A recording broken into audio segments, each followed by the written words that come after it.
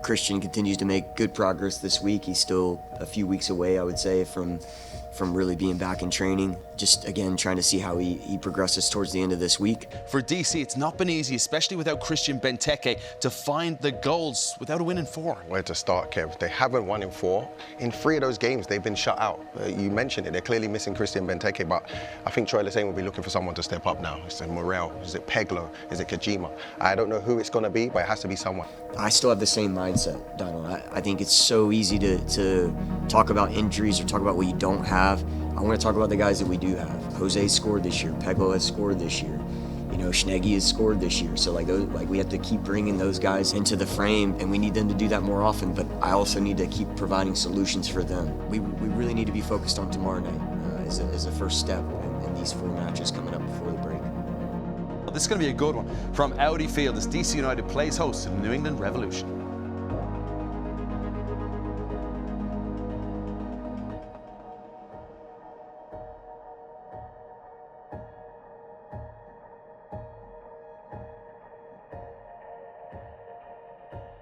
All Eastern Conference affair tonight, 13th place, DC United injured, walking wounded without Christian Benteke for the 4th consecutive game. On 14 points, they find themselves 3 places and 5 points below the visitors.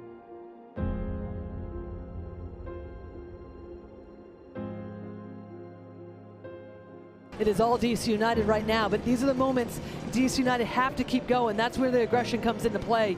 4 minutes will be added on here at Audi Field. Heel trying to slide it through. It's on by Barraza, is out, squared across.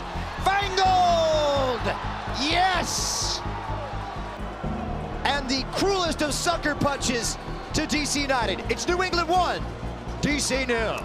DC United has to find their way back into this game, has lost some rhythm, but now they need to keep better possession, better opportunities to try to steal one back. Some late game theatrics, perhaps there's one in the offing. Whipped across, Schnegg, belted by Stroud, Pirani! You bet! Brazilian flair to the rescue! Hope for DC! Their first goal in 496 minutes! Absolutely incredible! We were pushing the match, we were in and around their 3rd, and we needed a special play. And Gabby does make special plays. This one at fever pitch. 90 minutes in the books. What a finish and what a comeback as DC United level matters 1-1. Yeah, you know, it's crazy to believe that we're at the midway point. Listen, I think that we've experienced some highs during this stretch of 17 matches and some lows and been challenged in different ways. I thought everyone that came into the match the other night did an excellent job, and certainly it's highlighted by Gabby, who came on last and had the biggest moment. We want to replicate what we did the other night. I think we had a good performance versus New England. Not going to be easy at one of the top sides in the MLS, but what we recognize is that we just want to be ourselves. We want to continue to play our style of play, no matter what the opponent is and where they are in the table, to give ourselves the best chance of getting 3 points.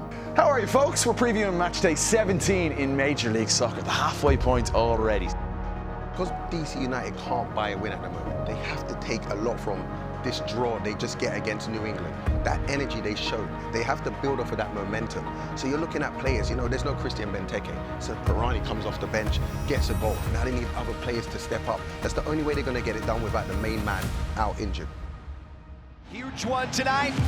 FC Cincinnati in their home orange and blue, and they will kick us off as Cincy aims to stop their small slide.